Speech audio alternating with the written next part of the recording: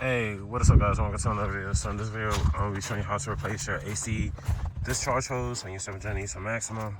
You are going to need to have the car in ramps or jacksons, whatever you want to do. Just make sure the car's off the ground. So I went with the OEM. If you're an OG subscriber, you know I always go with OEM or better, depending on what the part is. So part number for this is 92490ZN51A. So any other vehicles that use the same exact part number, I'll have it listed in the description below. And also, I got new bolts. So part number for that's for the upper and lower sections, is part number 01121A6141. You can see. And then you are also going to need PAG 46 refrigerant oil. This is you don't need all of this, but to lubricate the O-rings, because you do not want to install these dry, because you can damage the O-rings or it could back roll, etc, etc. And you don't want to use motor oil, because that could also damage this O-rings and all that. So this is what you're going to need. I recommend this Certified AC Pro, or you could go with 4 Seasons. This will run you about $12 to $14. There is cheaper ones. Depending on your budget and what you need, you could use those as long as you get these lubricated. And like I said, this is for the Maxima. Any other vehicles that uses needs this for the lubrication. You can use PAG 46. If you can't find PAG 46, you could also use PAG 100. So I got this. I got gloves, of course. You are going to need a 10 mil. And the reason I'm saying you need the car on ramps, I just did an oil change, so I figured it'd be perfect timing. You can see the lower hose is right here. So you're gonna need a 10 mil. We're gonna undo that. And then we'll do the top section. Since I'm already down here, I'm gonna put my gloves on and then we're gonna proceed. I do also want to note, my system has been empty. If you're an OG subscriber, I brought this car wrecked about 4 years ago, and it has a brand new AC condenser, it has a brand new AC compressor, and I replaced the upper AC condenser lines, and it also has a new AC compressor sensor. So when I took it to my friend so he could do a vacuum test and everything like that, just to refill the system, 2 of the lines has hairline cracks in it. So I went ahead and instead of just replacing those 2, I'm just replacing every single AC line that's in the engine bay, just in case anything else has damage from the accident this car was in. So my system's completely empty. But if yours is not, take it to a professional, or if you got the equipment, evacuate the system safely and all that, yada yada yada. But with no further ado, let's take out this 10 mil. So I think a ratcheting wrench, ratcheting wrench would be better, because I'm kind of hitting the frame. Let's see. Yeah, I'm gonna have to move the camera. All right, so I got the 10 mil taken out and I got the hose disconnected. I know mine wasn't gonna come out with no issue because this was just replaced not too long ago.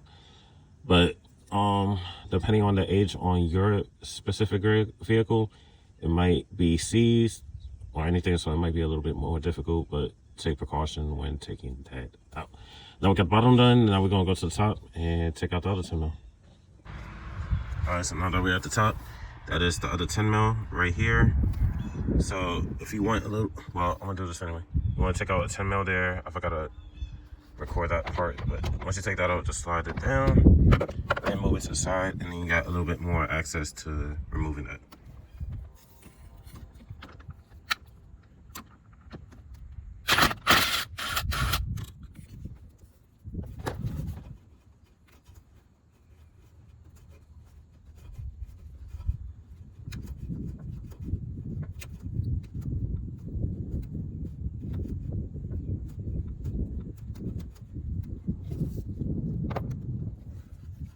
Alright, and then you just gotta twist. Let's see how I can show you. Let's see how I can do this with one hand. So the top kind of locks into the other section. Might not be able to show you. Let's see.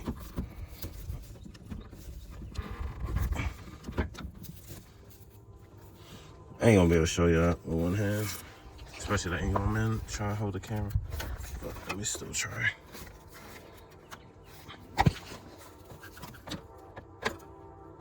Yeah. Alright, so I got it almost all the way through.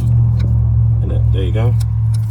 I might be able to take it out the top. If not, I just do it to the bottom.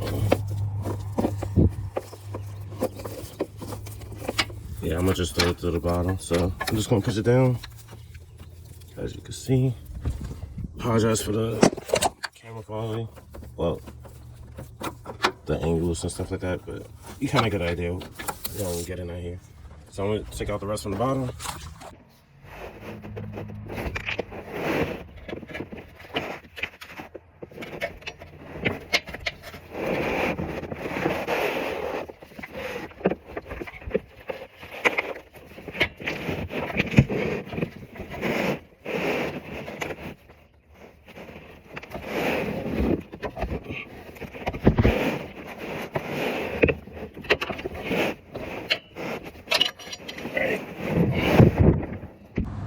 Alright, so we're gonna open the new one. And then now we're gonna put it back into the vehicle. Alright, now we're gonna put the new one through. We also twist and turn to get it up there to avoid the hoses and everything else that's in the way. So almost there.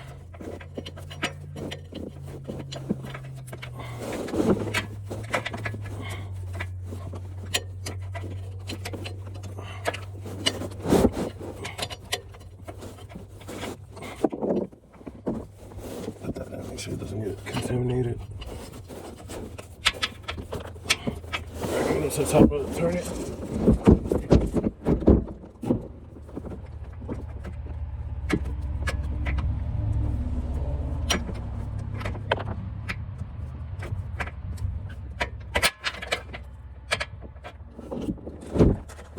Alright. Get up there, and I just gotta make sure it's good down here. And then we're gonna get the peg oil. I'm gonna dip my finger in here. Well, I gotta cut the seal first. Alright, get my finger with it, so take off the cap. And then just lubricate that. Get it all around. And then also in the hole, if you can. Just make sure everything is fine. I'll put a little bit more. See some dry spots. So I don't drip this onto the camera. All right, we all good.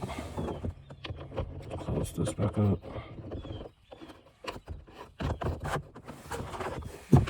And then I'll got it into its hole. I'm gonna have to move the camera. All right. So, as you can see, it's back in there. So now I'm gonna get the new. Oh, let me change my gloves. All right. New 10mm in there. Make sure I'm not cross-threading. And then you can use a boxing wrench like this, ratcheting wrench. These are better options than the ratchet because you're not hitting this engine frame. So.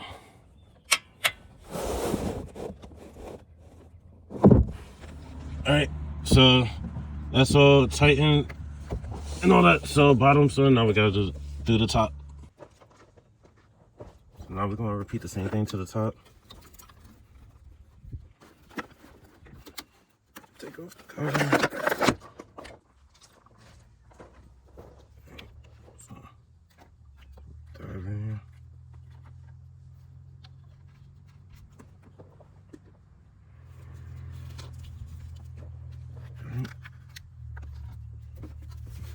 I'm in the hole.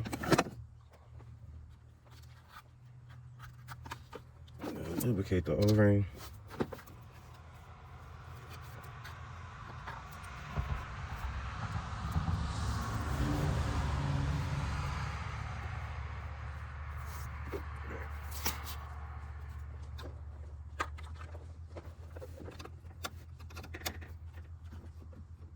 And it's a twist, turn, kind of constant.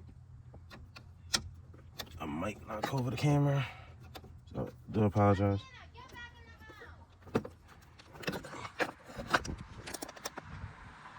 I apologize, so got that back in.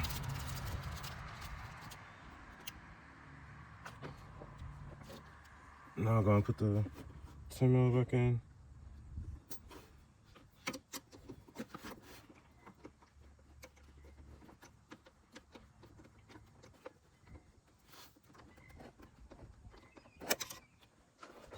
Alright, and now I'm gonna use a ratchet to tighten it.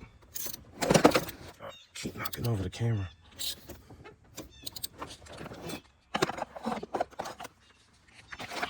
Alright, so it's tightened. Got my tripod out from here. And I'll put this back on. 1, 2, 3. Slides into 1, 2, 3. So you want to put it at the bottom first. Get them lined up. And then slide upwards. And then put your grommet back in. And that's how you replace your AC discharge line on 7th-gen Nissan Maxima. That's it for this video. Like, comment, subscribe. See you in the next one. Like I said, use PEG 46 or PEG 100. So see you on the next one. Peace.